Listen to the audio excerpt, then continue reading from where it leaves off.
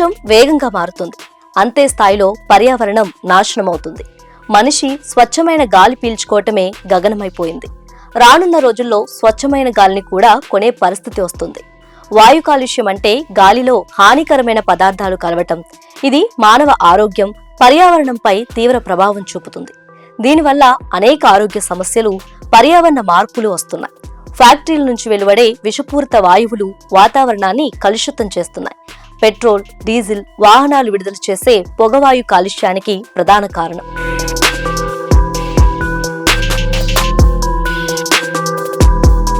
పంట వ్యర్థాలను కాల్చటం, వ్యవసాయంలో రసాయన ఎరువుల వాడకంతో వాయు కాలుష్యం పెరుగుతుంది.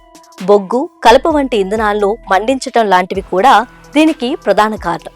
భవన నిర్మాణాల వల్ల దుమ్ము, ధూళి వాతావరణంలో కలిసిపోతున్నాయి.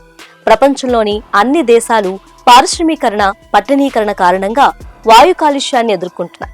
అయితే కొన్ని దేశాలు, ప్రాంతాలు తమ సహజ వనరులు, పర్యావరణ పరిరక్షణ చర్యల కారణంగా స్వచ్ఛమైన గాలిని కలిగి ఉన్నాయి.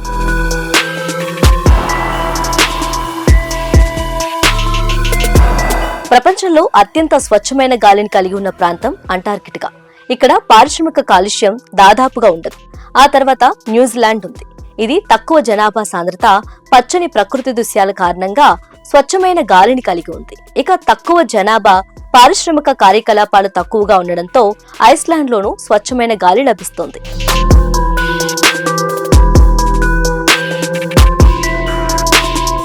స్కాండినేవియన్ దేశాలు అంటే నార్వే, స్వీడన్, ఫిన్లాండ్ లోనూ తక్కువ జనసాంద్రత కారణంగా స్వచ్ఛమైన గాలి కలిగి ఉన్నాయి. మన దేశంలో హిమాచల్ ప్రదేశ్ లోని కిన్నౌర్లో స్వచ్ఛమైన గాలి దొరుకుతుంది.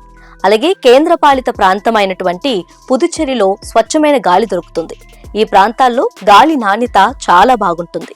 అయితే ప్రపంచవ్యాప్తంగా వాతావరణ మార్పుల కారణంగా స్వచ్ఛమైన గాలి లభించే ప్రాంతాలు కూడా కాలుష్యానికి గురవుతున్నాయి.